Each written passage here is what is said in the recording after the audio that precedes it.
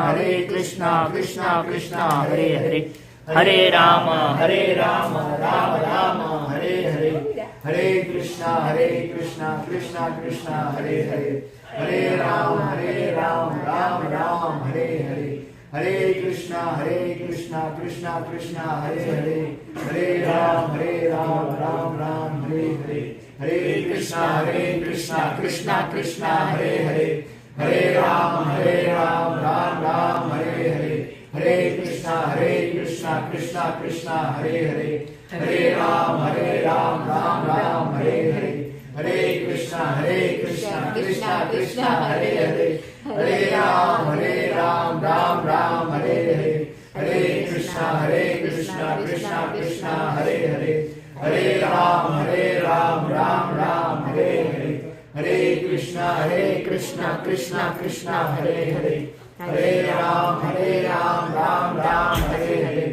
Hare Krishna, Krishna Krishna, Hare Hare, Hare Rama, Ram Ram, Hare Hare, Hare Krishna, Krishna Krishna, Hare Hare, Hare Rama, Ram Ram, Hare Hare, Hare Krishna, Krishna Krishna, Hare Hare, Hare Ram, Ram, Hare Hare. Evil. Thank you for finishing us off. I think, are we waiting for somebody? Is student nearby? Great.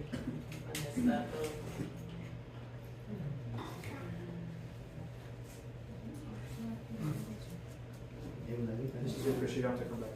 I think, I'm not sure if she's Yes. No, I'm 15, 16. Maybe 16. Two days.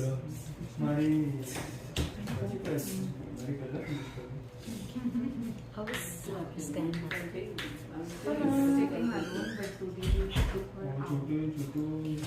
Like she went to one of her relatives. right. This is Sagar and Samit. That is Soumya, this is Sagar. This is Sagar and Samit. I thought you switched it up. And This this is is our good. little princess. This is Mana. Mana. Mana. Mana. Beautiful. Vandanam. Vandana. Okay. Alright. Well, thank you everyone. We'll now begin. As you may know, today we are beginning a brand new discussion series which is on the Mahabharata. So I'm just going to get this up.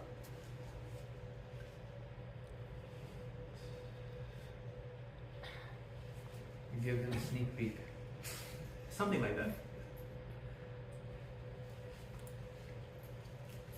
Alright. So today we will be covering part 1 of first session, where we'll be going through a summary, but also thank you. Okay. Of the Mahabharata. Today we are very happy to have Sachitanya Prabhu, who will be starting us off today by giving us a nice summary and some pointers for us to follow. So, Prabhu, if you will begin. Sing for 2 minutes? Yeah, of course. Sure. Of course. No problem. I'll come there. No, I'll be. So that I'm not able to see anybody. You have to push, no? You don't plan to do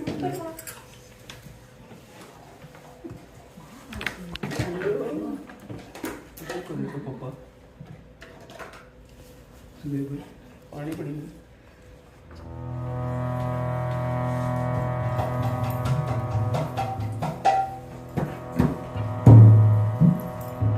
I need to sing Jai Radha Madhav before I can get into the mood of speaking anything. So please tolerate me.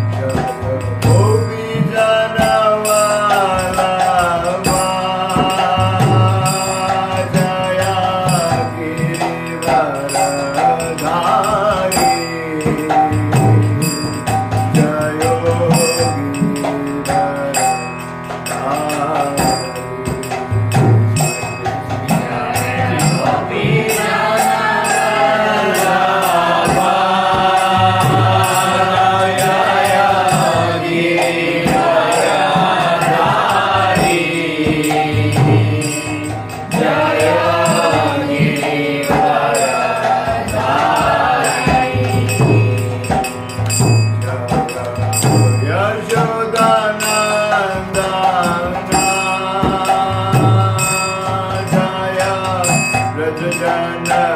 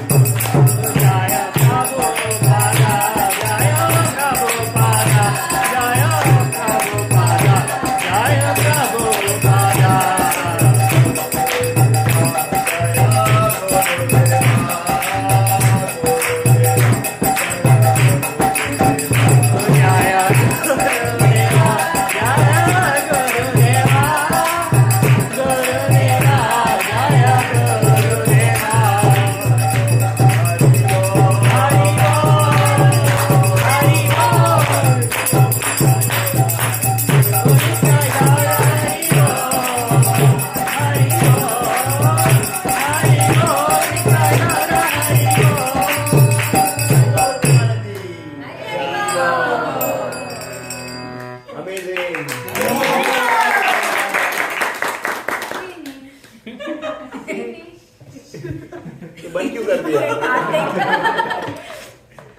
I'm just telling Kush, I see where he gets his singing genes from. Thank you for मैं आपसे saying sing- so. Wonderful, wonderful kirtan.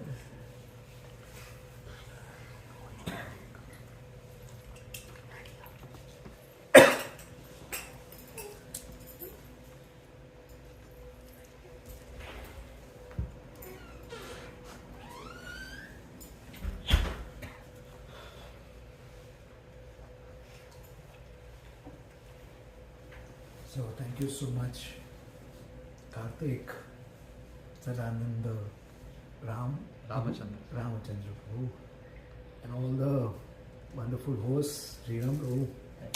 I feel very nice when I hear the name Ram, but I'm supposed to speak about Krishna today.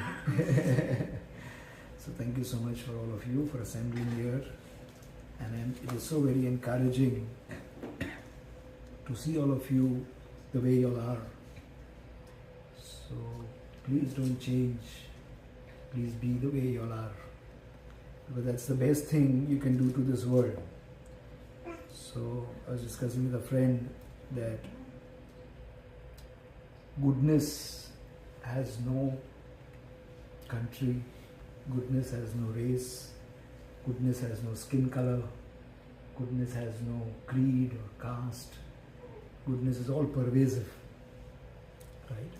And who is Krishna conscious or who is God conscious? Who is God conscious? Who is God conscious? Those who think of God, and those who follow His instructions. Those who are good are God conscious. Because God comes from the word all good. The etymology of God means all good is God, basically. So who is a devotee? A devotee is one who is not only good himself, but he searches for good everywhere, searches for goodness everywhere. And the more you search for goodness everywhere, you'll find the world is good. Right? If you search for evil and you search for negativity, you'll find that as well. So who is a devotee? A devotee is one who is God conscious, which means he sees good in everyone. And unless you don't see good in everyone, you cannot be God conscious. So I'm very happy to be sitting amidst good people. And just be good, just be the way you are. So thank you. So Karthik told me to speak about Mahabharata. There is one lid in my consciousness which is closed for a very long time, but one lid which is over open. So Ramayana is a lid which is over open. It just keeps pouring out and out. Mahabharata, it was good, so I am really grateful to you. Mataji, thank you so much. She's come here to prompt me if I make any mistakes. Thank you so much. Yeah. So I have some. I just want this to be interactive, so I thought I will ask some questions. Is that okay? Yeah, of course. What is kirtan? Chanting of Congregational singing of Congregational God's singing. names. Krishna. Congregational singing, very nice. I always ask these tricky questions. They are very simple questions, but I always look out for some answer. What is the actual Sanskrit meaning of kirtan? Do you know? Kirtan, what does it mean? Yes, very nice. Kirtan. Kirtigan iti kirtan. To kirti means glory, and gana means singing. Comes from the word, that's why it's called kirtan, where you glorify the Lord. It is not singing, it is glorifying. Which means that even if you don't sing properly, but you glorify well, you're still doing kirtan. Right? That's called kirtan. So my next question to you is, what is Mahabharata? Because you all are all on the, you all are like first time. Who's read Mahabharata before? Or who knows Mahabharata? Some idea of Mahabharata. Who's seen Mahabharata serial? That's a better question to ask. Right? So all of y'all are like, y'all are on the beach looking at the ocean. Because today is the beginning of Mahabharata, right?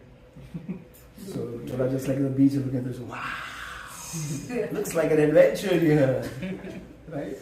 So that's why I just thought I'll ask the first question, what do you all think is Mahabharata? What is Mahabharata? Because I see some definitions written here. The great history of the Kuru dynasty, the feud between Pandavas and Kauravas, the Kurukshetra war, they're all right answers. They're all right answers. But I'm still looking out for the answer. What is Mahabharata? So Bharata comes from the word Bharata, who is the origin of the Bharata, Bharat Guru. Maharaj. So Bharat Maharaj. So that is where the word Bharata comes from. And Bharata was generally referred to as, I think, the entire Planet. Earth planet. And Mahabharata is, Maha is great, so therefore the great history of Bharata. Very nice, beautiful. I still want some, because I think some of us may have an understanding that Bharat is the political India. So it's a very good understanding of Mahabharata because it's not about political India. The boundary that defines the political India right now, it's not about that. Bharata, Mahabharata means at that point of time, Mahabharata was the entire earth planet. Right? That's why you'll see in all the parvas that will come, there are many parvas. There's 100, just for your reference, there are 100,000 shlokas, okay, in Mahabharata. And you'll come to many references in Mahabharata of people from different locations, right? So, Gandhari was from which place? Gandhar. Where is that? Kandahar or Kandahar, where is that from? Afghanistan. Afghanistan. Okay. And you'll find that Arjun and all the Pandavas before the Mahabharata war, they went to a location to practice nuclear weapons, all their weapons. Which place is that? Because they had to practice all of this before they really fight the war, right? So where did they go to practice? Australia. That's why it is known as Astra Alaya. It was known where, and that's why the great desert of Australia, because they practiced all these nuclear weapons, it became like a desert there. Right? So it was actually the entire Earth planet. Mahabharata. Yes, very nice. So it means it's relevant to all of us. It's not just relevant to brown people.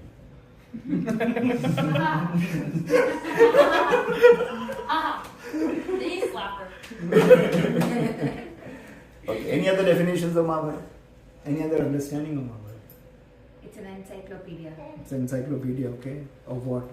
You get everything. Any other definition? Everything. Yeah, everything. You know, the ocean is filled with everything. But So many What to gems. take? But what do you want to take? What do you take from the ocean? It's the preface of the Bhagavad Gita and Srimad Bhagavatam. You're close. Actually, Mahabharata is Kirtan. Mahabharata is Kirtan because it concentrates and gives its background for Bhagavad Gita to be spoken. To really glorify Krishna. Right? Glorify the devotees of Krishna. That is beautiful Mahabharata. Mahabharata can also be considered exactly as I mentioned, like an ocean.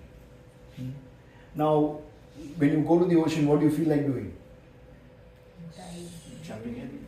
Jumping in, and if you don't know swimming, then? If you don't know swimming and you go to the ocean, what happens to you? Drown. You drown. So the word of caution is Mahabharata like is the ocean, and if you don't know how to swim, you'll drown in it. It's massive. It's complex, right? Which means you have to study Mahabharata from a very disciplined perspective. Right? You have to have a guru, you have to have a teacher. If you go there uncharted into the ocean, you'll get lost. But what is the real purpose of going into the ocean? Is it swimming? To get the pearl. Explore. Please give him a big round of applause. Please give him a very big round of applause. Very, very, very timid clapping. That is the purpose of going to the ocean. The purpose of going to the ocean is not swimming. The purpose of going to the ocean is diving. To go deeper into the ocean. So the tendency of Mahabharata is, if you treat Mahabharata like an ocean to swim, it is boundless. You will get lost. You will wonder, where did I start and where did I go and where is the story going and where am I in the picture? You'll get lost, right? But what you have to do in Mahabharata is go deeper. And what is the pearl that you find at the end of Mahabharata? Gita. Bhagavad Gita. Right? Bhagavad Gita is the pearl hiding within the precincts of this ocean of Mahabharata. Right? So Mahabharata can be considered as a journey. Actually, Mahabharata is nothing but a cumulative journey of experiences of many, many people with many, many trajectories. And what does it give us the hope? It gives us the hope is whoever you are, wherever you may be, however you may be, you can start from anywhere. Right? That is the beauty of Mahabharata. You can be anyone, anywhere, anyhow. You may have done anything in the past, you may have done anything in your current life, and you have a start point. Each one of us has a start point in Mahabharata. That's why there's a difference between modern day history and Mahabharata. Of course, Mahabharata is historical. Please understand, it's a historical treatise. It is not a fictional mythology. It's a historical. It means it is based on reality, based on events that have happened. But it is not like modern day history. What is the difference between modern day history and Mahabharata? The modern day history is about the past. It's data about the past. Right? Please do not venture into Mahabharata from a data collection perspective. You yourself make a lot of notes. Who was there? Whose father? His son? And you'll be lost. Not from a data perspective. Because the way we are taught in our modern education, history is from data collection, data memorization and data vomiting. Right? So don't look at Mahabharata from a data perspective as much as from an experience perspective. Right? So Mahabharata is not a topic of research. Mahabharata is a topic of revelation. Now what is the difference between the two? The difference between the two is when you do research, you're using your 30 grams of grey matter to analyze a topic. You're going to fall miserably short. Right? It's like taking a 1 foot scale and trying to measure the depth of the ocean. Not possible. But if you use the instrument of your consciousness and then try to study Mahabharata, you will find it is a living scripture. It is so relevant to me right now. In my own personal life, and many of us will find a lot of connection with some of the characters of Mahabharata and their journeys. Right? And what will it help us? It will help us in our own journey, right? To become deep divers, to get the pearl of God, love of Godhead. So this I just wanted to give a little bit of a background, because the difference between history and Mahabharata is history is categorical. You understand a categorical? It just this happened, this happened, this happened, this did, this, it's categorical. Mahabharata is not categorical. Mahabharata is contextual, right? And every scripture that we have in our, of course, do we know where does Mahabharata sit in the whole Vedic fold? Do we know that? Or should I give a bit of a summary? I think give a bit of a background. Yeah. So obviously in the historical scriptural trustees of India, of Bharat, I don't want to use India word because India is a very current political India. But there is Vedas. Vedas is known as Vidya, all knowledge. That is known as Vedas. So Vedas earlier were known as heard and spoken knowledge, not written and documented knowledge.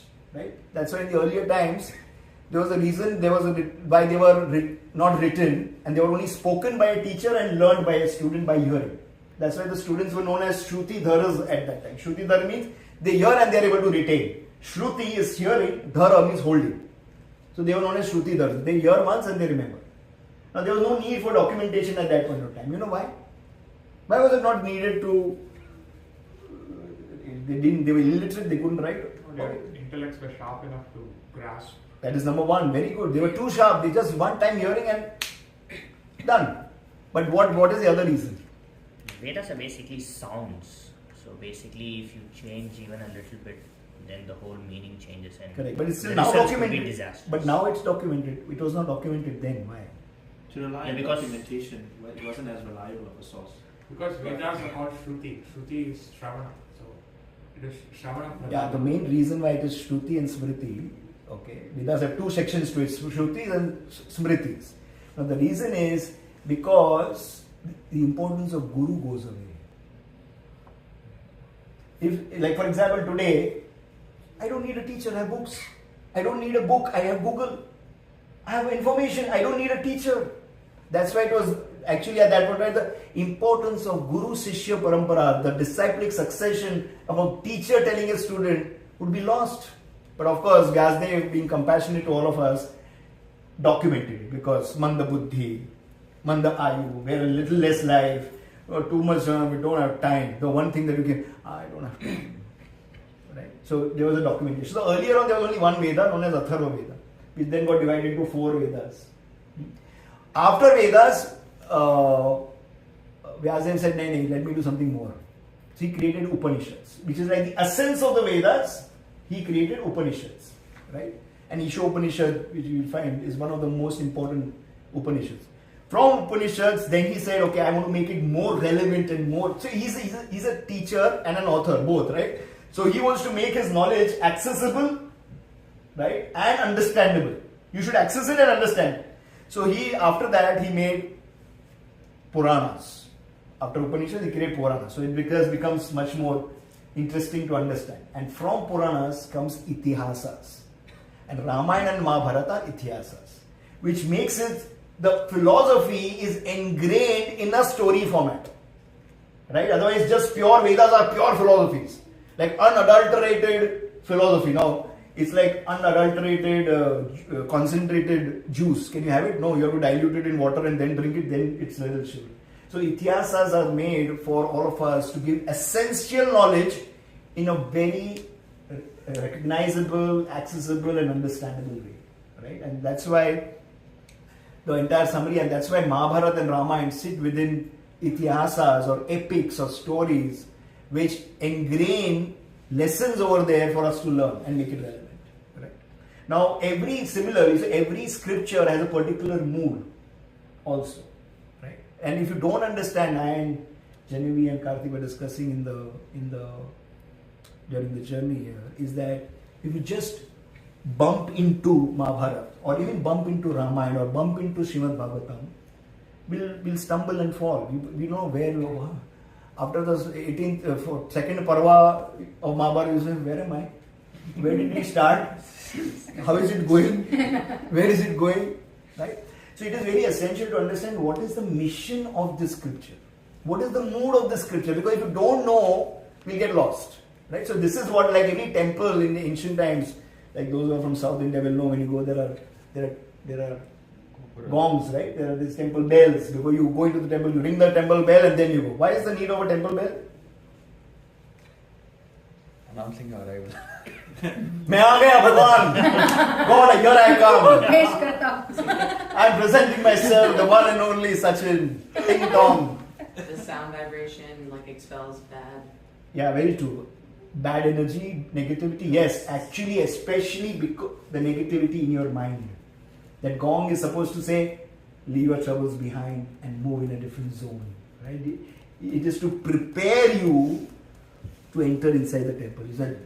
Because actually noisier than anything else in the world is the noise of the mind. Very noisy. Have you observed it? If there's a way to translate and put a thing there, you know how many thoughts we have in a minute? How many thoughts do we have in a day? Has anybody calculated? Just random.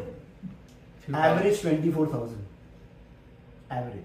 Like, and if somebody is an overthinker, extremely sensitive, is thinking about everything. You know? So the gong of the bell is supposed to say, stop. You're entering a new zone. So that's why to understand Mahabharata, you have to understand you're entering into a new zone. We must prepare ourselves. And what is the mood? The mood of Ramayana. The mood of Ramayana is who is the hero. What are the qualities of a hero? That's about Ramayana. The Ramayana is about talking about character of the hero, character of a personality. Right? And the mood is Karunya. Karunya is pathos, it's sacrifice. It is said that one who reads Ramayana and doesn't have a tear in his eyes, in his ribcage he is not holding a heart, he is only holding a stone. If you do not cry after reading it, that's pathos. Right? And the mood of Mahabharata is Virya. It is about fighting your way out. Fighting, never giving up. And what is the mission of Mahabharata? The mission of Mahabharata is Dharma. What is the duty of a man? Dharma is the most important thing. What is the duty of a man? Similarly, the mood of Srimad Bhagavatam is Mission of Srimad Bhagavatam? Devotional service. Art of leaving this world. Because it is Parikshit Maharaj, 7 days. He is preparing himself to leave the world. Mahabharata is about the art of living, and Srimad Bhagavatam is the art of leaving from this world. How to prepare yourself for the final departure. Right? So Mahabharata is about the art of living. And hence, when you read Mahabharata, as what is duty? What is dharma? Dharma is very loosely translated in today's age, but like people call dharma as religion, right? People call dharma as faith. No, that's all mistaken understanding which is handed over to us by our previous generation that dharma, you be dharmic, right? You be dharmic, and that means you are very religious and you are very dharmic. Yeah, there are some overtones of dharmic in it, but what is dharma? Dharma is explained in our scriptures as dharyati iti dharma, that which holds, upholds, holds and uplifts is known as dharma. It actually unites everybody. That is called dharma. Dharma does not. Religions have fights, religions have wars, but dharma cannot have. Dharyati dharma. Now it is also explained that dharyati dharma means that which cannot leave its constitutional position. Okay, let me give you an example. This door. What is the dharma of this door? Karthik? To seal the entrance and to open when. Yeah, now supposing there it doesn't have a hinge and doesn't open, will you call it a door? That means the dharma of the door is to open, to allow people who want to come inside and not allow those who don't want inside. What is the dharma of sugar? Sweetness. If you remove sweetness from sugar, will it remain sweet? The dharma of sugar is sweetness. So, what is the dharma of humanity? What is the dharma of humans? Yeah, in a simpler language. What is the dharma? What is the dharma of every living entity? All of us humans, what is the dharma of us? Serving Krishna. Serving. First is serving. Service. We have to serve. Humans cannot survive without service. We have to serve. We have to serve something, someone. Right? Service is our constitutional nature. It cannot be separated from us. If you remove service from a human being, he doesn't remain a human being. He just becomes something else. And that's why dharma is divided into two parts: your constitutional dharma and your conditional dharma. Right? And Mahabharata talks about both. Conditional dharma means dharma that you are supposed to do in your life, in the role that you play, the different roles and responsibilities that you play in your life. That's your conditional dharma. Right? And constitutional dharma is talking about you. Your eternal constitutional position is to serve and love God. Right? So Mahabharata focuses on both the dharmas. Your dharma while you live in this world and dharma while you love God. So it's a art of living, it's also art of loving. Right? That is Mahabharata. So anybody who gets exposed to Mahabharata will obviously get the pearl of Bhagavad Gita. And once you get the pearl of Bhagavad Gita is what? Song of the Lord. Okay, what else? How else can you translate it? Instructions of Krishna. Instructions of Krishna, very nice. Art of living. Art of living. I want better answers. What is Bhagavad Gita? Mahabharata is actually the art of navigation. Right? If you keep Krishna or God as your companion, Mahabharata will teach you the art of navigation into the ocean, going into the depth, finding the pearl of Bhagavad Gita. And the pearl of Bhagavad Gita is what? Kirtan. Very nice, very good. Kirtan of the Lord. But I want a new answer. It gives us Krishna. Sorry? It gives us Krishna. Gives us Helps Krishna. us. Krishna, okay, very nice. I'm saying all answers are right. I'm looking at some more. Appropriate answer. How to go back to Krishna. Bhagavad Gita is a love letter. Uh, Bhagavad Gita is a love letter of the Lord,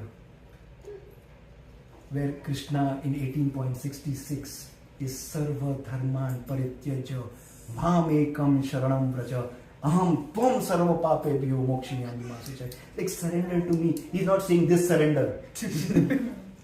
He's saying surrender in love to me. I will take care of you. It is my promise to you. Declare it boldly, my dear Arjun. Na me bhakta pranashyati. My devotee will never perish. It's a love letter. So, if you keep this as your north compass while going through Mahabharata. What is Mahabharata? The purpose of Mahabharata is from dharma to prema. That's your north. Right? So you have to, otherwise, how did this person do this? And why did this happen over there? Right? So your north will point you towards 18.66 to reach the love letter of the Lord.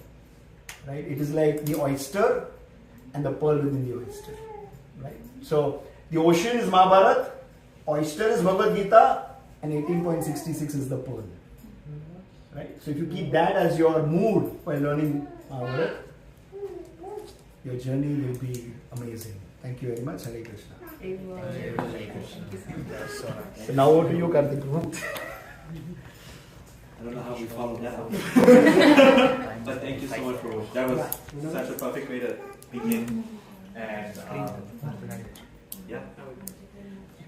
So many pearls of wisdom to take and so many lines that we need to put in a caption box and remember forever. So thank you, and hopefully soon we can have you again and we can drop more pearls of wisdom. Thank you, Guru. But we'll begin our discussion. I'd like to preface with one thing. This entire discussion series is a discussion series. It is a summary. It is our humble attempt to bring everyone together so that when we learn the Mahabharata together, we may go through it together. As Satyendra Prabhu perfectly said, it is 100,000 shlokas. That is a lot. And how much did you say the other scriptures were? Srimad Bhagavatam? Srimad Bhagavatam is 18,000, Ramayana is 24,000. And Mahabharata is 100,000. So that tells you the vastness of the ocean. As he said very perfectly, we are on the beach looking at the ocean, which we are about to dive into. So a few things we ask everyone to do is to, after every session, we will send a link in the group we already have, to please read through the chapters that we've covered. There are so many details that we won't be able to cover, so many beautiful details about each personality, about their interactions with each other, so that's the first thing we suggest. Second, this is a discussion where Prabhu, you're very knowledgeable, so many others who may know so many things, so please don't hesitate to give us a signal if you want to add something at a certain point that you feel is important. You're more than welcome to. And if we do make mistakes, or if we forget anything, please forgive us. We will make up for it either in the next session, or you may help us make up for it now. So, and like, any questions, any doubts in the middle are most welcome. So we can get it sorted out and then move on from there. We will try to answer the best we can. Prabhu, if you will answer, or we will come back to you with an answer either before the next session or by the next session. And yeah, just to give credits to where we're getting this information from is we're actually using a book by a devotee named Krishna Dharma Prabhu. He has compiled this Mahabharata story. I've read many other versions as well, which are like really smaller books, but they don't have much detail. And if you read the introduction to this book, he talks about how he's trying to present it. So there is enough detail for us to be to understand what is happening. At the same time, he also brings in the Prabhu mentioned the pearl, or the what are we trying to understand from these stories? Is like we have to get the essence of it, and we take away lessons. So our point is also to know the story, but also to get the essence while we go through the story. So yeah, as Karthik mentioned, we'll send the link of the book. So I just wanted to mention because he is our guru in this case. So we should always give credit to where we're getting the knowledge from. Yeah. Thank you. That's a very important point. Krishna Dharma Prabhu, very expertly, as Satyendra Prabhu mentioned in the car, it's so difficult to take so much knowledge and condense it, but he's expertly done so. So it's a beautiful book. I myself am halfway through for the second time, so it's a lot. It takes time, but it's very beautiful. Lots of emotions, as Prabhu said. So we'll begin. So between myself, Sriram Prabhu, and Sadananda Ramachandra Prabhu, we'll be covering as far as we can, beginning with chapter 1. Our goal is to get to chapter 5 in summary today. We'll see how far we can.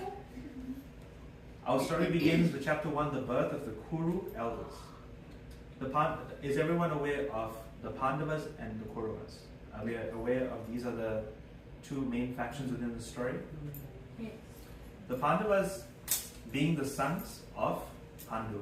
Our story begins with the grandfather of Pandu, who is King Santanu. He is from the line of the Kuru dynasty, and in his previous birth, King Santanu was a previous king in the same line by the name of Mahabharata.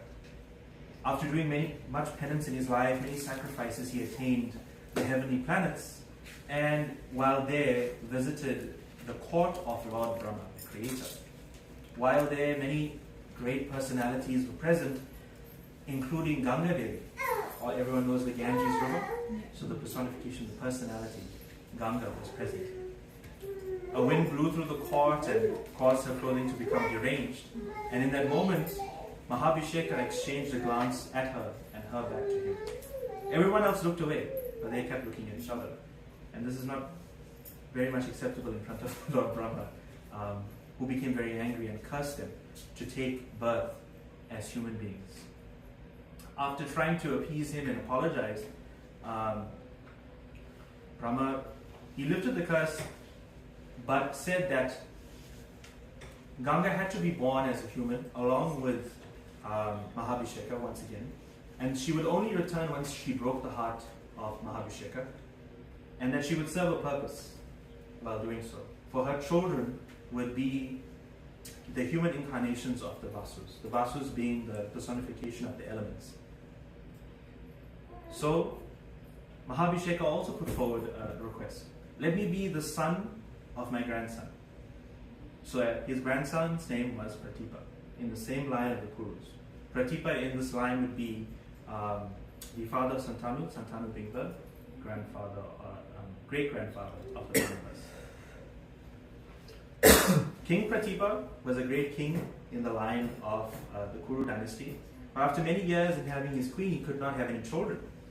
So he would regularly be seen meditating and performing penance on the banks of the Ganges River. At this point, Ganga Devi was born. She was going just by the name Ganga and would remain on the banks of the Ganges, just living in the forest. Seeing King Pratipa, she approached him with an intention to marry him.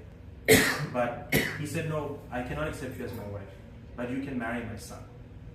Due to his penances, he had pleased the gods, he pleased Krishna, and soon had a son, King Santanu, who was Mahabhisheka. So King Santanu is the great-grandfather of the Pandavas.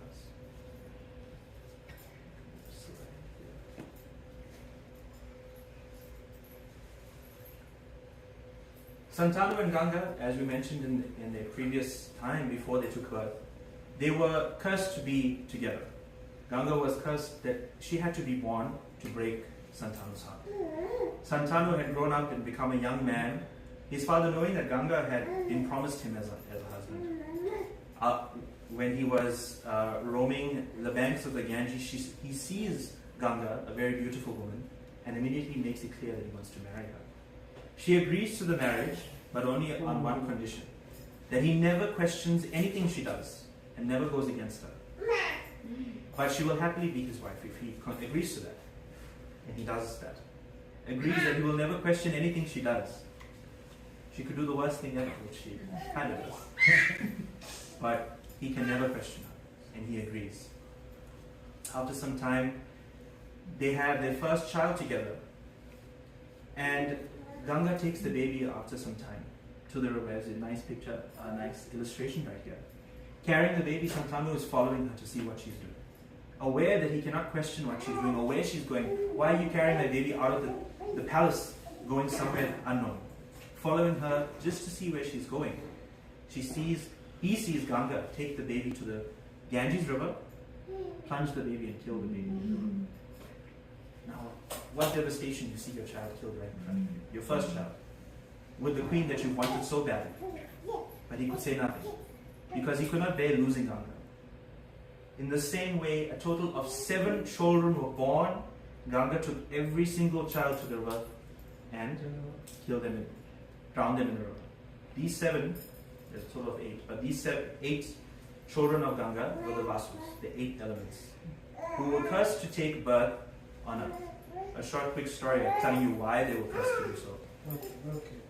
There was a great sage Vashishta, who Prabhu nicely informed me, was the head priest of King Dashrath, who was the father of Lord Ram from Ramayana. Dio, who was one of the Vasus, had a wife who saw the cow of sage Vashishta and wanted it very badly, and asked her husband, please go and get this cow for me. But it was the sacrificial cow, it was the sacred cow of sage Vashishta. You can't just go steal someone's property.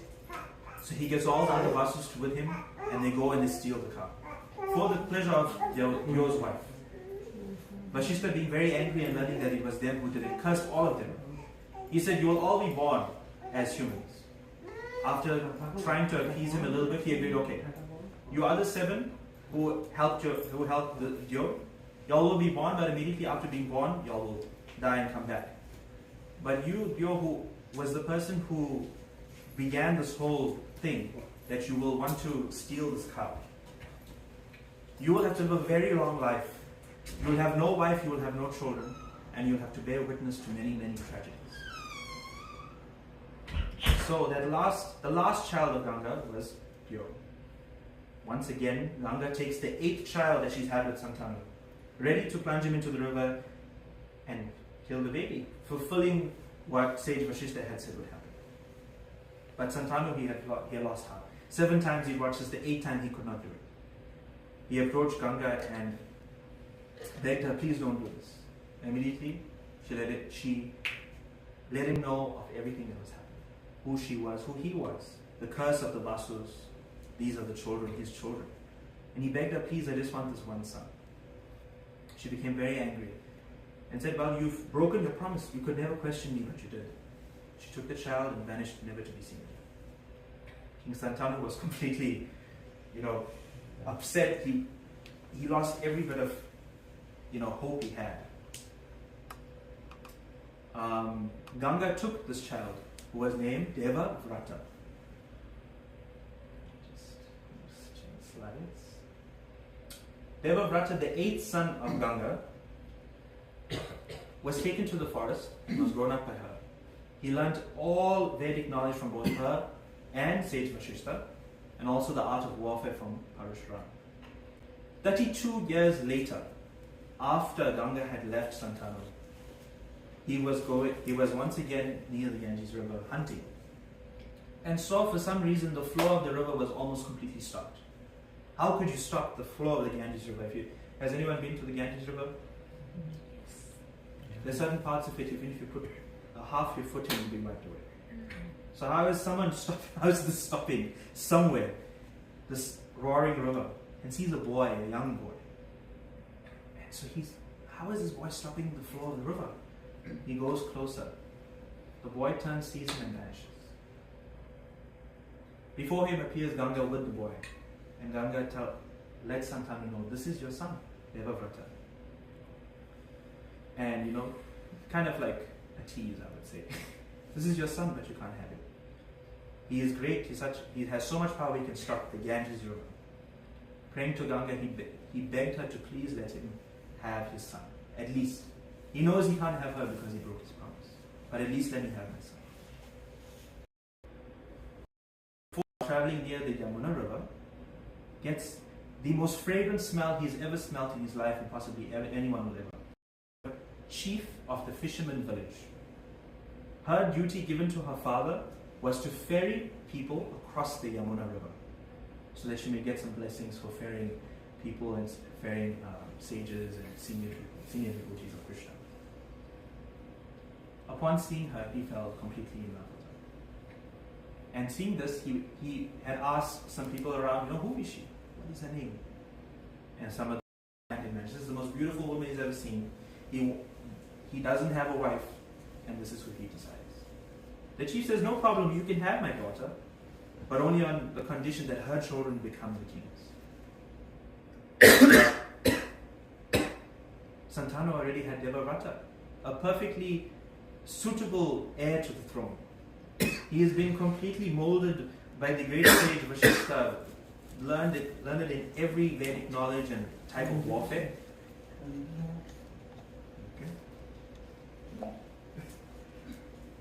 how can he go against Devarata? Disappointed, Santanu leaves. Satyavati, she herself wants the king. She pined at her father, let me marry the king, don't worry about my children, Like, they will still be princes, her father declined. Devavrata, being a very wise individual, seeing his father's sadness at not being able to get Satyavati, he, after doing some inquiring, he went himself to the home of Satyavati and her father. When he went there, he realized that Satyavati's father will definitely, there's no way around it. And that is where he gets the name of Bhishma. Bhishma means he who has taken a terrible vow, one who has taken a terrible vow. To secure the happiness of his father, he made a vow that he will not only not have any children who could have a claim to the throne after Satyavati's children pass away, but he will also not take a wife at all. He will be celibate his entire life. Taking this vow, he secured the happiness of his father, but put himself in a very precarious situation. Here he was, such a learned man, to be the heir to the throne, but gave it all up simply to see his father happy. Later on in our story, you will see that him being in this position causes a lot of issues. It puts, even though he could put a stop to things, he can't because of his vow. Simply to secure the happiness of his father. After before Santanu passed away, Satyavati had 2 children with Santanu. Their names are Chitrangada and Vichitravirya. Chitrangada, the oldest son, after Santanu had passed away, became king. Now the name Chitrangada, probably maybe you may know this, but he's named after one of the Gandharvas. Is that correct? Do we know? You know who? We can find out more information. Chitrangada, the Gandharva, not the son of Santanu, had heard that this great king of Santanu, now the king of the world, is gaining all these plaudits and became jealous. How could someone with my name be more famous than me? He appeared on earth and challenged the son of Santanu, Chitrangada. Come forward, I will battle. Whoever wins shall be the real Chitrangada. For 3 long years, non-stop, they've had a battle. 3 years. Chitrangada, very powerful individual, clearly. Facing off against the Gandharva and keeping him going for 3 years. But him being human, unfortunately, the Gandharva Chitrangada beat him and killed him. The Gandharva being very happy, oh yes, I won, disappeared and went back to the heavenly planets, leaving Vichitravirya the only heir to the throne. He takes up the throne, but very quickly, even though he was married to 2 wives, did not have any children and died of sickness, leaving the kingdom in a very precarious situation. No heir to the throne. There's nobody close by, like Bhishma cannot take the throne, you can't go back. There's no children afterwards, you can't go forward. Shantanu had passed away, Satyavati can't have any more children. So what's to happen? Satyavati, before she had met Santanu, was approached by the sage Parashara. Parashara conceived a child with Satyavati while preserving her maidenhood. And this child was the famous Vyasadeva. Vyasadeva is the author of the Mahabharata, also the author of the Srimad Bhagavatam. She was blessed to have this child. On the very same day that baby was conceived, he was born and grew to adulthood, being this learned individual, this learned personality, and immediately took leave. But before he did, before going to his abode in the Himalayas to go take up his penance and whatever he has to do, chanting the mantras, all his authorship, he made a vow to her that whenever you need me, I will come. You just think of me and I will appear. Now the kingdom, the Kuru dynasty, is faced with such a difficult situation. What is she to do? She immediately thought of her first son, Vyasadeva. Vyasadeva was asked by Satyavati to come and conceive children with the 2 wives of her son, whose names were Ambika and Ambalika. Vyasadeva, being a very good son, obviously, agreed to this. And if we go right here, I think this will help everybody keep up with what's going on. I wanted to give you the names, and then we can clarify whatever confusion there might be. Here we have Shantanu. On the left is first wife Ganga. Everyone up to date with that? Yes. Satyavati, who ferried him across the Yamuna. Everyone up with that? Yeah. Here is the sage Parashara and Vyasadeva, who was born from them. Here is her two children, both of whom have now passed away. And Vichitravirya's two wives, Ambika and Ambalika. This is only where the Mahabharata starts. The first page is here. So before we move on, does anyone have any questions? Any clarification that I should go over again before we move on from this one? Anything up here? Any confusion? It can be a lot of names, and I think this page kind of summarizes what is there, because this is where a majority of the story, as Karthik mentioned, carries on. The rest of it is more like history and... It's good to know where everyone comes from, because their names are mentioned here and there. So, is everyone up to date? Are Ambika and Ambalika's sisters? Yes, they are sisters. They are sisters who were the wives of Vichitravirya. They have an other sister, which we will get to at a later point. Later point, yes. We have some time to get to there. Yeah. So Ambika and Ambalika are asked to conceive children with Vyasadeva. Vyasadeva, being a rishi who lives in the mountains, he's a very elevated soul, has no conception of what his appearance may be. He's an old man covered in dirt, wearing just a simple loincloth and a long beard. He's a very scary looking individual, even though he's an elevated soul. Anyone would be scared. Hey, I have a question. Yeah, so, sure. So Vyasudev is Satyavati's son. Yes. And then so those were technically half grandkids. Yeah, basically. So he conceived Something like that. They're not related. They're related through marriage. So Vichitravirya and Vyasadeva are stepbrothers, basically. okay. Vichitravirya and Vyasadeva are stepbrothers. So basically like a step uncle for Ambika and Ambalika. No, brother-in-law. Brother-in-law. Okay. so Satyavati's son is Vichitravirya and Parasha and Vyasdeva. Vyasadeva is the brother-in-law of Ambika and Yeah, he got Ambalika. I'll explain an important point in a second, which I'm getting to. Haribol. This is Pooja and Rishi. Oh, you also have Harshad. Harshad is also here. We have a big group. The very important point to take into consideration here is this. In this time of emergency, according in that time, in that circumstance, it was given that it was okay He had to protect the kingdom. That a very wise individual, a rishi such as Vyasadeva, may simply come to conceive children to protect the kingdom and to beget sons, children who are worthy of becoming the kings of the world. That's a very important point to understand. So Ambika was first, and she was thinking of her husband. How could the kingdom be in this situation? Pooja and Rishi, are you all aware with the story of the Mahabharata? Struggles? So basically, we are at the beginning of the Mahabharata. We did a bit of a preface. We're right here where the grandfather of Pandu and Dhritarashtra has passed away, and there's no children, no heirs to the throne. Vyasadeva has been asked to conceive children with Ambika and Ambalika. When Ambika was asked to receive Vyasadeva, upon seeing him, she became completely terrified and shut her eyes while conceiving a child with Vyasadeva. Upon seeing her like this,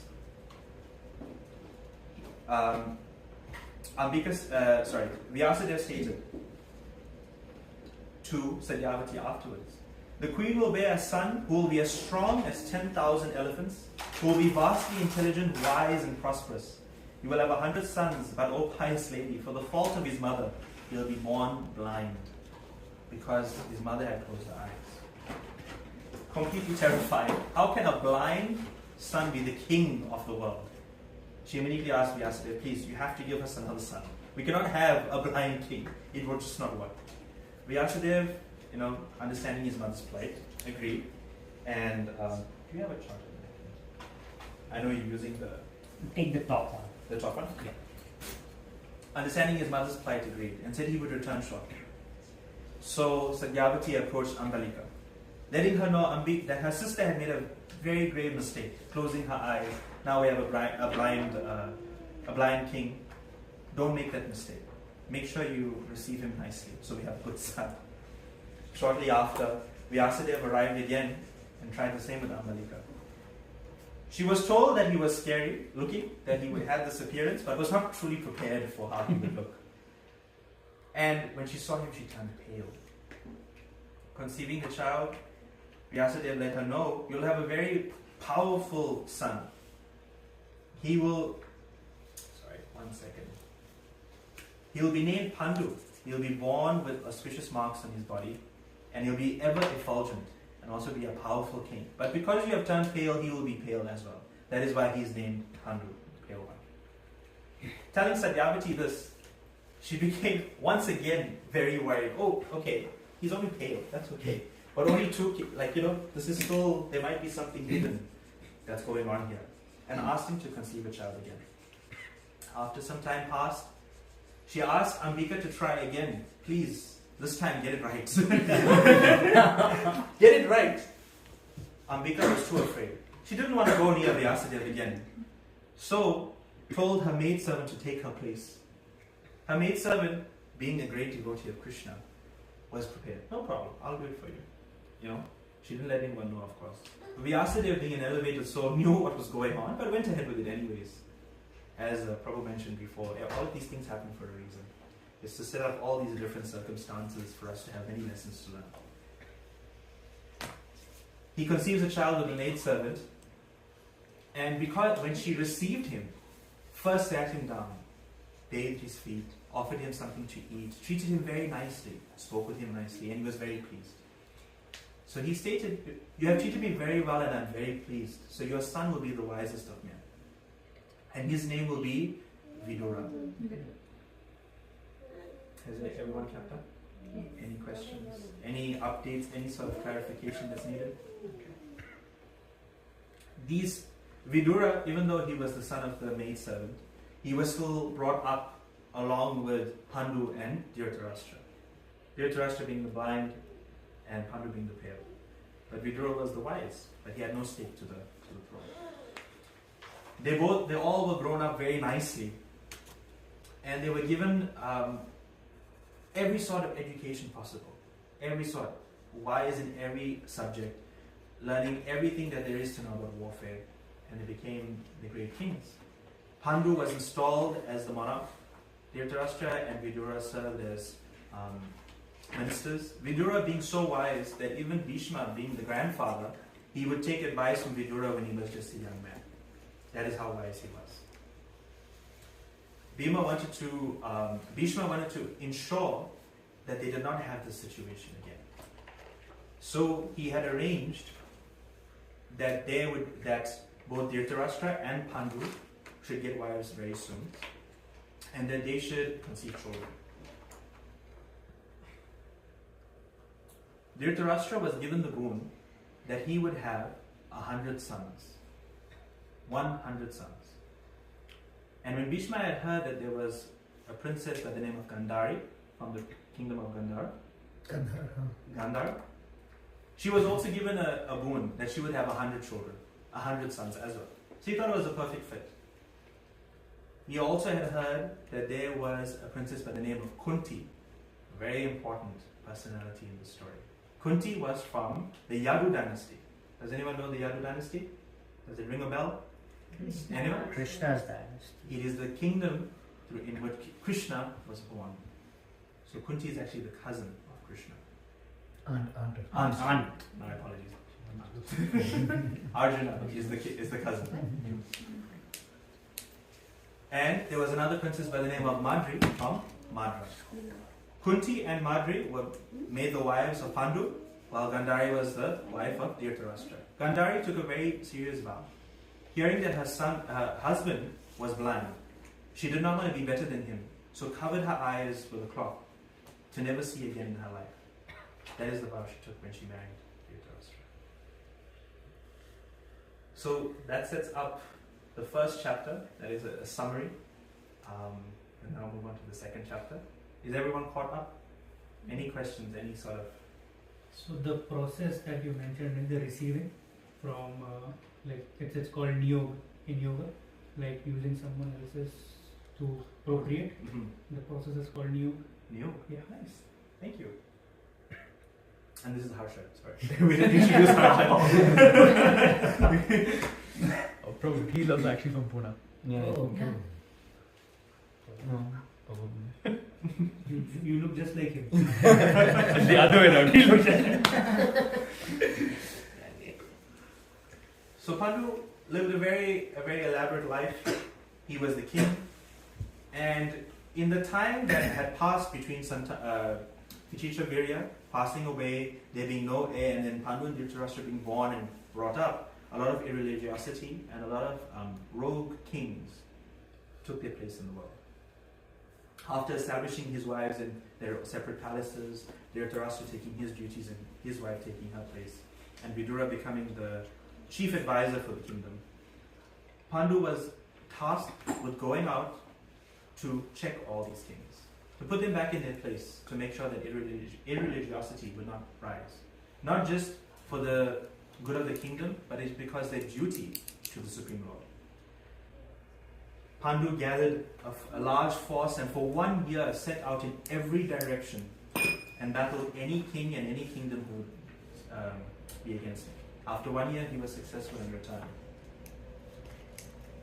For every battle, he had received vast riches and did not keep anything for himself, but rather split it amongst his grandfather Bhishma, his brothers, but did not keep anything for himself. And actually, Pandu was a very pious man.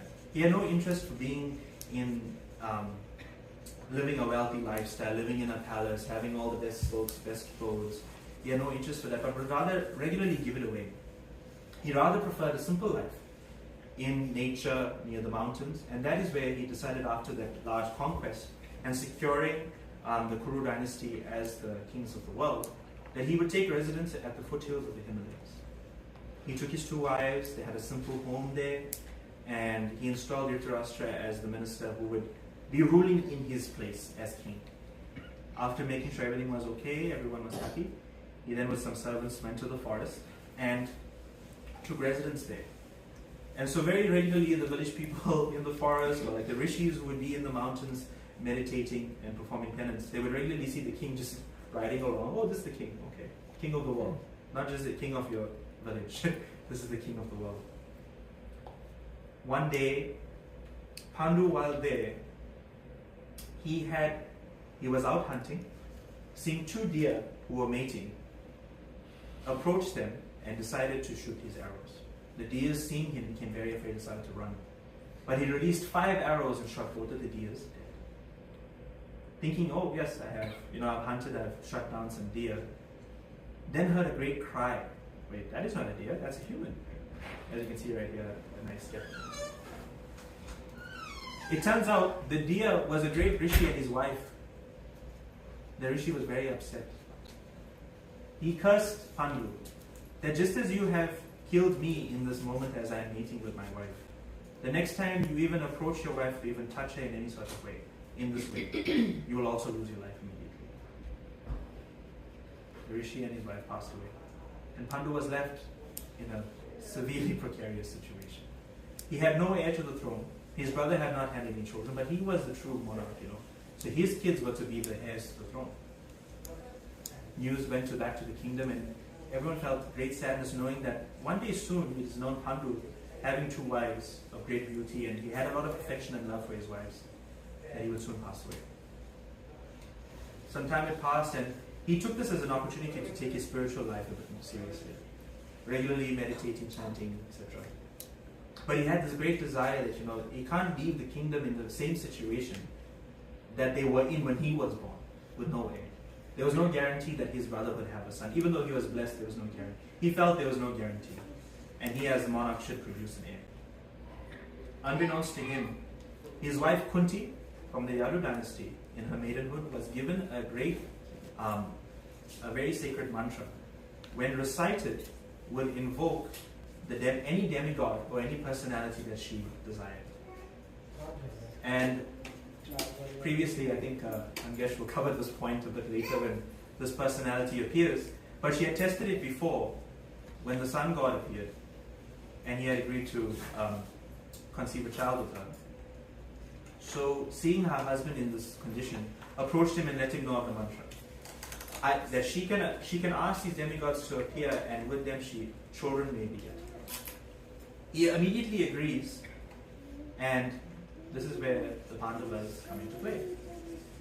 So, at first, she asked him to think very, very clearly about who she should ask to come forth to conceive a child with. He thought very clearly, and as Sachitananda Prabhu said, Dharma is one of the key topics of this. So he asked, can Dharma personify the individual, the demigod Dharma, may he be called? Kunti went through the process of reciting the mantra. Dharma appears and conceives a child, and very shortly, their first child is born. When he is born, a loud voice booms throughout the forest, saying, this child will be the best and most virtuous of men. He will be devoted to truth, highly powerful, and famous throughout the 3 worlds. And he will be known as Yudhisthira, the first Pandava and the oldest. And he is the son of both Pandu and Dharma. After some time, Yudhisthira was about 1 year old, 1 year old, and Pandu desired another child, asking Kunti to then now ask Vayu, the wind god, and to pray to him that they may get a child of superior strength. Thus, the same process happened. Kunti then gave birth to Bhima. And this Bhima was empowered with excessive strength and power. And there's a nice pastime that happened when he was a baby. He had mistakenly rolled off the lap of Kunti down a cliff. And she immediately, both her and Pandu panicked. Oh no, one of our sons is now dead. Pandu climbing down thinking he's going to find the body of his baby, found Bhima happily smiling, waiting for him, and under him shards of rock everywhere. Bhima, so powerful, had fallen on a boulder and crushed it to pieces. That is how powerful he was as a baby. And last but not least, Pandu had felt, okay, he has a son who is the son of Dharma. He has a powerful, strong son who is the son of Vayu. But he would like at least one son who is a great devotee of the Lord. Thinking very clearly, he then told his wife, I would like for us to have a son from Indra, the king of the gods, and it's known that he is a great devotee of Krishna. So to please Indra, they took a vow for 1 year that from sunrise to sunset, they'll stand only on 1 foot, taking no water or food to appease Indra. 1 whole year from sunrise to sunset, just to make sure they get a great son. And in doing so, after 1 year, Indra appeared in the mind of Pandu to let him know, I am pleased. I will absolutely give you a child, and he will be a great devotee of Krishna. Soon after, Arjuna, everyone knows Arjuna, was born to Kunti and Pandu, and the same voice boomed throughout the forest, saying, this child will be equal in strength to Indra and indeed Shiva himself. He shall be called Arjuna, and he will spread your fame everywhere. He will subjugate many powerful kings and greatly increase the prosperity of your dynasty. Agni, Shiva, and Indra will all be gratified by his service. There shall be no equal in prowess, and he will be famous throughout the 3 worlds for all time. Being very happy, Arjuna. You've got 3 great sons. One crushed a boulder, one is the son of Dharma, and the last one is the greatest of devotees and will be known throughout existence for all time. Quite success, right? Pandu was not satisfied. Only 3 children? Come on. What if something happens to them? He approached Kunti again and she became very angry. don't ask me again. You're asking me to have a child with a fourth person? No. But Marjorie, being the second wife of Pandu, felt very left out. She has no children, she has no money. And asked Pandu to ask Kunti if she may say the same mantra for her to have children. And thus she asked the Ashwini twins to come forth to beget children with them for Marjorie. Ashwini twins, I think they're the children of Surya, right? Yeah, they are the Ashwini Kumaras. They are the doctors. Or the doctors, like the demigods of medicine and science, etc. And they begot the children of Nakula and Sahadev. And the same voice boomed that they will be very handsome, very powerful, and very skilled, and they'll be great servants of the Lord themselves. And in this way, chapter 2 of the book ends, telling us how these boys grew up in the forest, and even at the age of 1 or 2, it seemed like they were in their teenage years. They were just, their power was there to be seen by all the rishis and sages, who brought them up and taught them everything that there is to know. Every subject they excelled in, especially the spiritual ones. So that ends chapter 2, and my part of presenting topics today. But I think, Shira Prabhu, you're up next. We'll be doing... Any questions? Yeah, any questions, clarification? She had this random comment with the Indra penance that Kunti Maharani and Pandu did.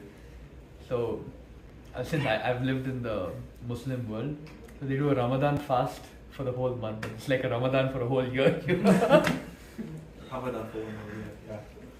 But yeah, that is how the Pandavas appeared. Great children of these great personalities, and destined for great things, as we'll see.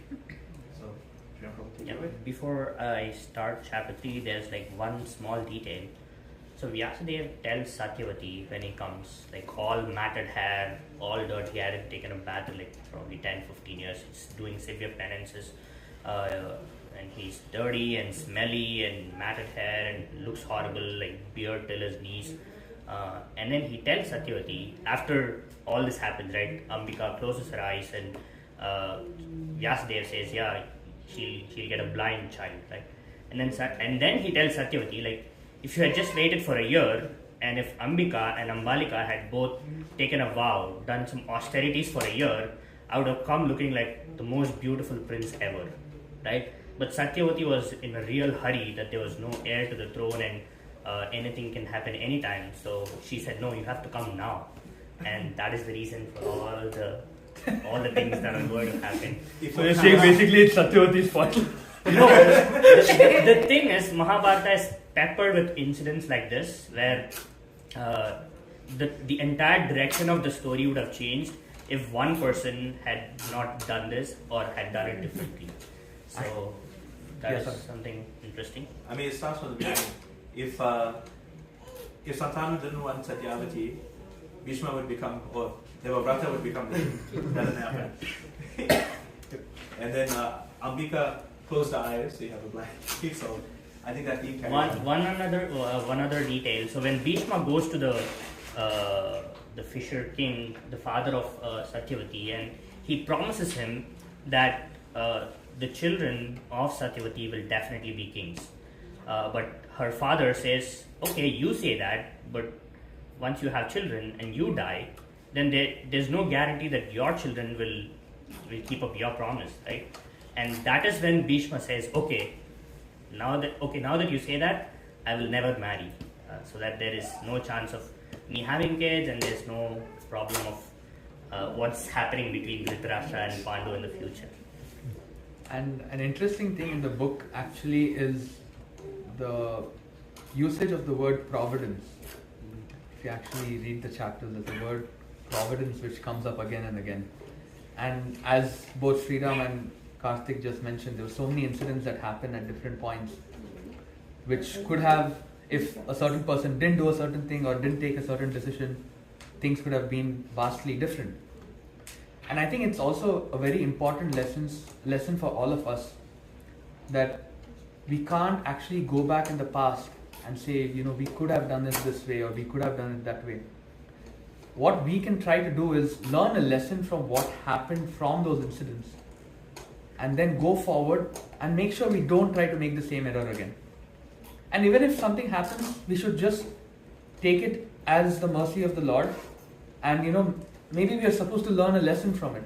And that's the other thing, as Sachitana Prabhu said, there are so many lessons to learn from the Mahabharata that we can apply in our own lives, so that we are ultimately in the material world, and this material world is a place of suffering.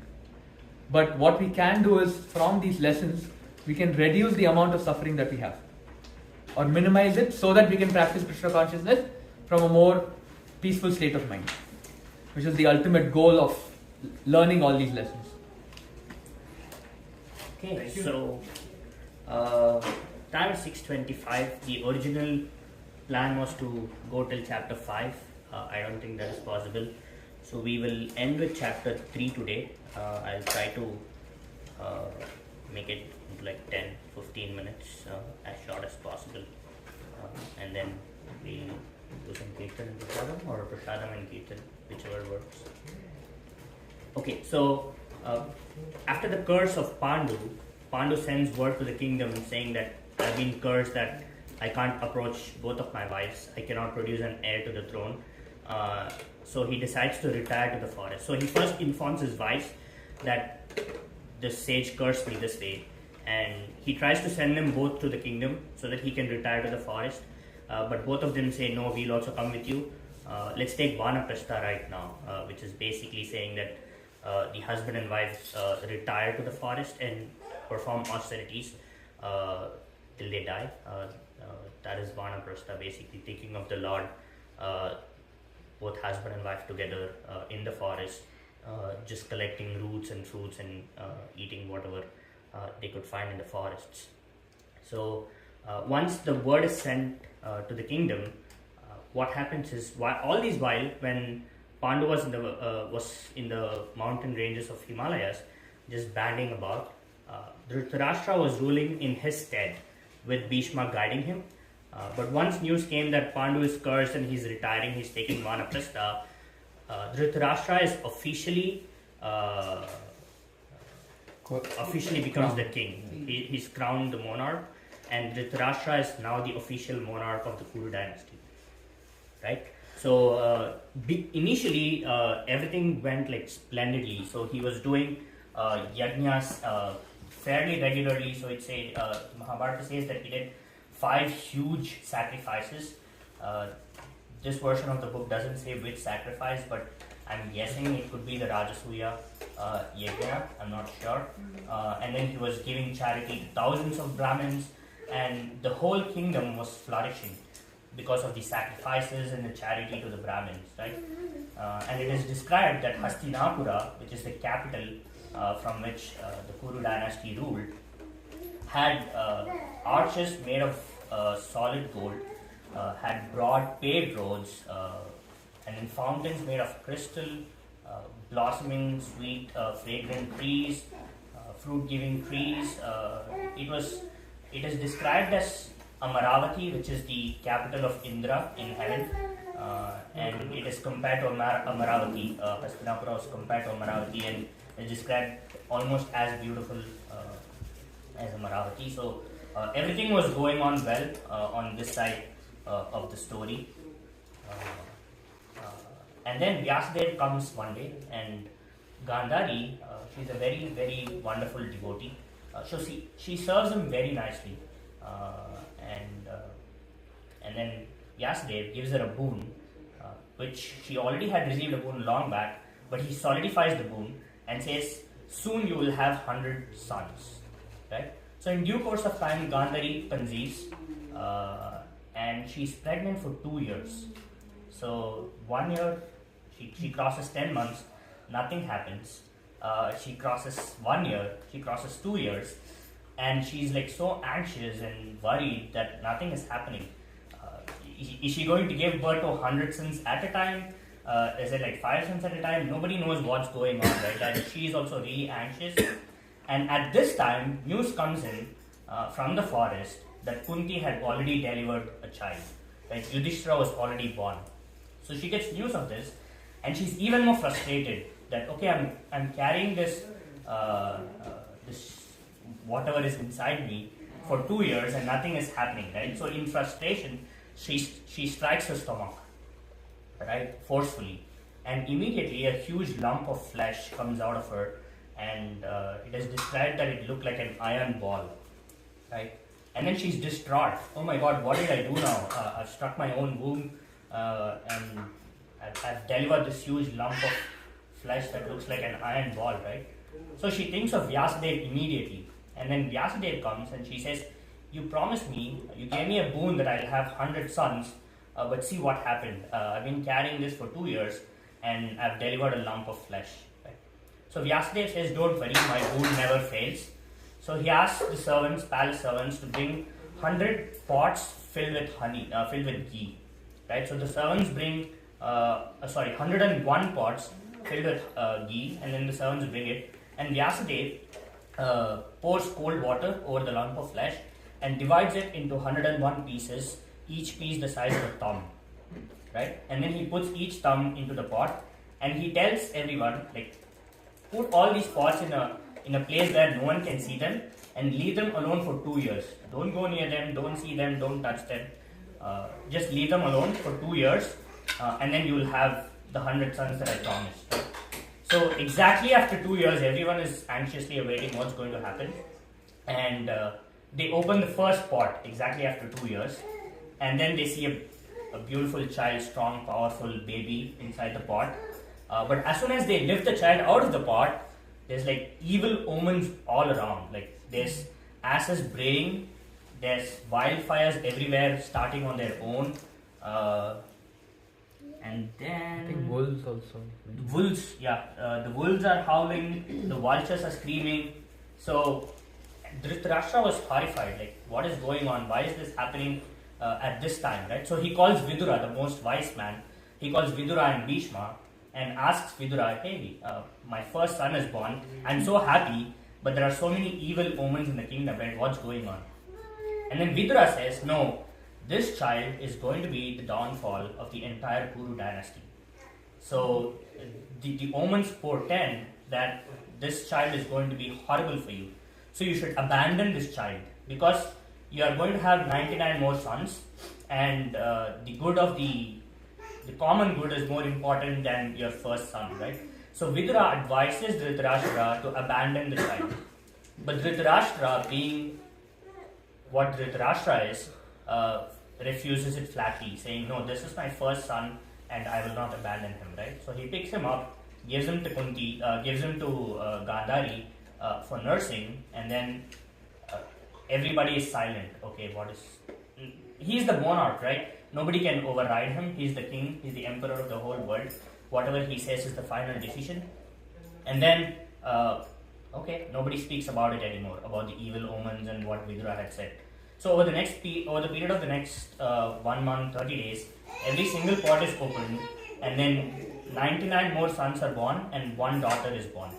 So Vyasadeva's boon and the previous boon came to pass. Dhritarashtra and Gandhari had 100 sons, and they were all very healthy, very powerful, and they started growing up very nicely. And in due course of time, everybody forgot about the evil omens. Nobody spoke about it, and everybody forgot about it, and everything was really everyone was happy, right? So now we again switch the scene back to the forest with Pandu and Madri. So spring had arrived at the mountainside, and then Madri and Pandu, as they usually do, go into the forest to collect fruits and roots for their evening meal, for their dinner, right? But that fateful day, the atmosphere was extremely romantic for some reason. The cuckoo birds were singing, there were fragrant flowers blooming everywhere, and wind was blowing like very nicely. There was a gentle breeze, and for some reason, Pandu was driven by lust, right? The Mahabharata says that from the time of the Rishi's curse to this fateful day, 12 years had passed, right? So for 12 years, Pandu had been celibate along with his wives, living the life of Vanaprastha, doing austerities, penances, thinking about the Lord, yoga, meditation, everything. But on this fateful day, fate decided something, And then the Mahabharata describes that he acted in such a way that death himself drove him to his actions, right? So he immediately approached Madri, and then Madri immediately realized, okay, what is going on? He's coming towards me, and if he touches me, he's going to die, right? And then Madri tries to push him away, but he's intoxicated with lust, Pandu, and then he tries to embrace her, and then he goes slack, right? And then he falls flat, and then Madri is inconsolable, like, and she's wailing like out loud. She's crying, she's wailing, and then Kunti hears the wails of Madri from their hut or wherever they are living, right? And then she rushes to Madri, and she sees Pandu lying dead, and immediately comes to realize what had happened, right? And then Madri explains what had happened, and she said, like, I tried to push him away, but something had come over him and I couldn't do anything, right? And then Madri says, no, now that inadvertently, either through my own doing or through the doing of fate, I have been the cause of my husband's death. He had approached me, and I can't live with this, right? So she said, I will also die with Pandu. And then Kunti, she also wanted to die, right? So she also couldn't live with the feeling of separation from her husband. She loved him very much. And she also wanted to go on the funeral pyre and die with Pandu. But someone had to take care of the young children. The boys were all under 5 years old. And Madri said, no, you are more wiser, you are more elder. And I was the cause of her husband's death, so it is only fair that I should die with him, and you take care of the children very nicely. So all the rishis that Kartik already spoke about in the forest, in the surrounding areas, they built a funeral pyre, put Pandu on top of it, and Yudhishthira lights the funeral pyre, and as soon as the fire starts picking up, Madri folds her palms and then goes into the fire, embraces her husband tightly, and they both die. Within a few hours, they turn to ashes. The 5 princes of Pandu are inconsolable, along with their mother Kunti, and after a few hours, the rishis capture the ashes, put it in an urn, and say, hey, says to Kunti, you can't stay here alone anymore. You need to go back to the palace, to Hastinapura. And then they escort Kunti and the Pandavas back to Hastinapura. And then as soon as they reach the gate, they send word to Bhishma and Dhritarashtra that Kunti and her 5 sons are here. Right? So this is where chapter 3 ends. Chapter 4 is when all the intrigue and all the interesting stuff starts from chapter 4. So chapter 4 starts with Bhishma and Dhritarashtra coming to the gate, receiving Kunti and sons, hearing about what happened to Pandu and Madri, and then the kids are put together, the Pandavas and Kauravas, and then the interesting things start to happen. Any questions? Comments? Who did you say was the funeral pyre? Yudhishthira, the oldest son. The oldest son always, Yeah, around 5 years. the oldest son always does. The funeral rites. Before we end, I'd like to ask if anyone in hearing this or knowing it before, are there any lessons that stand out the most that you can bring up? Patience, Patience, also. What do you because think of that? like many instances where like people didn't like wait, like you would have got a better outcome. You had just waited. Anybody else? Go. Help us out. Yeah, so Rangesh mentioned about an important point of providence, will of providence, right? And it comes out many times in Mahabharata, it comes out many times in Ramayana. So I'm sorry, but I'll trail into Ramayana and come back to Mahabharata. So basically, like we see here that one so-called wrong decision led to a different trajectory, right? So Shantanu getting attached to Satyavati, and that trajectory changed. Bhishma making a decision, the trajectory of Mahabharata changed. So sometimes you may wonder that, well, what if this had not happened? What if we make the right decisions at the right time? Then the course of destiny will change, right? Having said that, if these mistakes, apparent mistakes, had not happened, we wouldn't have Krishna coming into the surface, right? So the whole context right now, this whole complicated context is getting orchestrated for the most important event to take place, right? So in Ramayana, there's a very beautiful part that there is a time when Lord Ramchandra is going to be crowned next day as the Prince Regent. Okay, he's going to be the king next morning.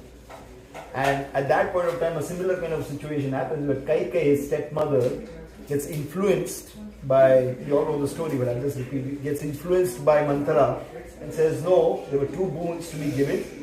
Banish Ram to the forest for 14 years and make Bharat the king. And at that point of time, Dasharatha Maharaj is completely helpless, he's despondent, and he's like really down. And at that time, Lord Ramchandra enters into the arena in the palace of Kaikeyi, and Kaikeyi announces very cold-heartedly that you were supposed to be crowned as Prince Regent tomorrow, but now you have to go to the forest for 14 years and you have to make Bharat the king. So, and it is very beautifully said that Lord Ramchandra at that point of time, his expressions don't change. The way he had entered the premise is exactly the same. He says, okay, mother. In fact, he gets angry at Kaikeyi, his stepmother, because stepmother.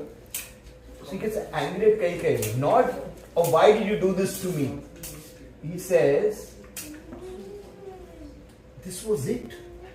You just wanted the kingdom. You could have just asked me.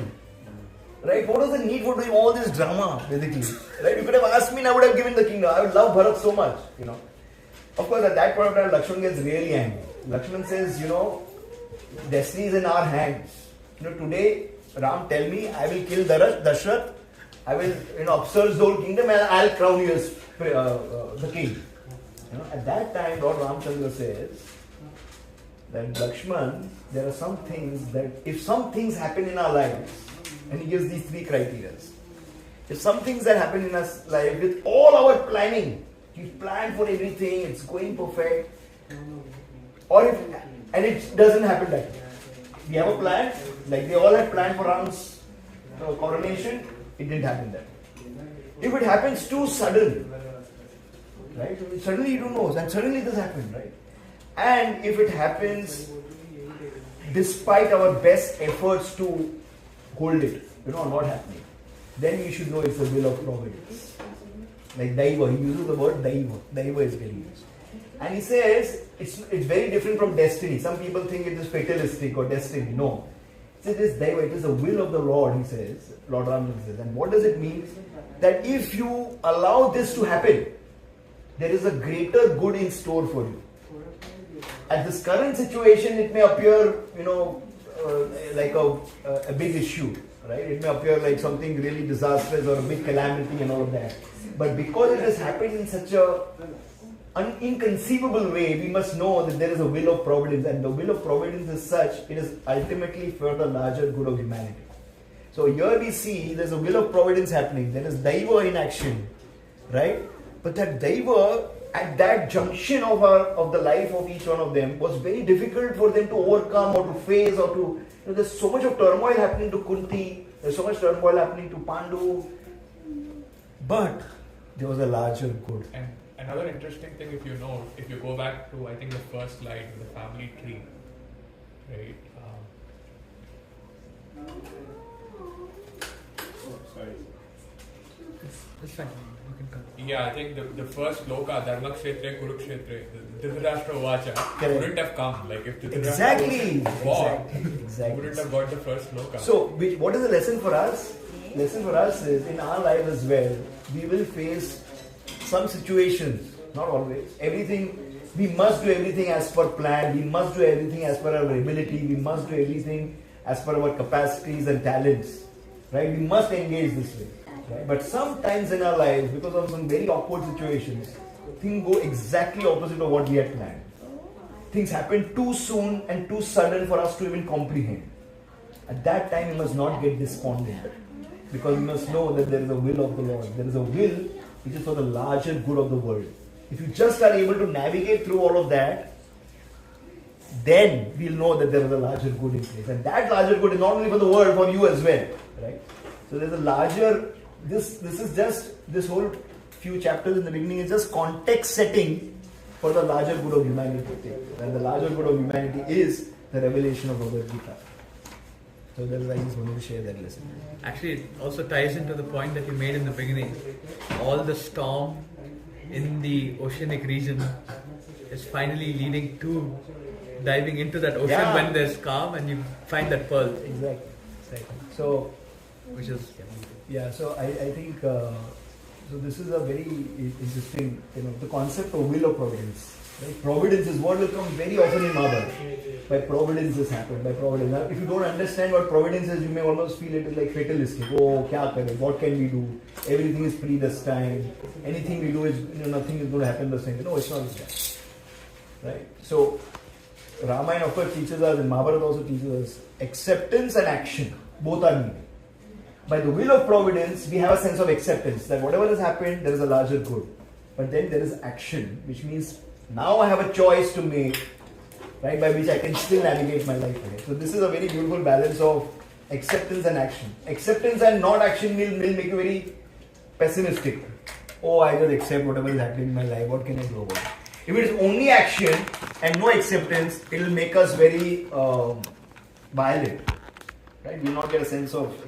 So when you balance these two things, and this is obviously leading to a very beautiful... Of course, the story of how Pandu and how Gandhari and how Kunti conceived their children gave rise to the mentality of the children. Because Gandhari was envious of Kunti as to how come your son is taking birth before me. She was very envious. And she starts beating her womb, and that gave birth, because her mindset at that point of time was envy. She gave birth to Duryodhana, who was very envious. And because Kunti was in a very stable, dharmic state of mind, she gives birth to Yudhishthira. So the conception of a child very much depends on the consciousness. So Duryodhana is envy personified. He was always envious. Thank you. Thank you, Sagar and Soumya, for coming. Thank you. Thank you, Prabhu. I think that's a perfect way to end off. Very good points. Yes. Before we end, Prabhu and Nanaji actually created a nice short game for us to play. So they put a lot of effort into it. So it'll take like about 5-10 minutes. And they're going to be our game master. So we're going to split into 2 teams. How many do we have here? Nanaji, are you going to be in the play as well? Are you going to be on a team with some of us? Yeah, so we can just divide it here. Half.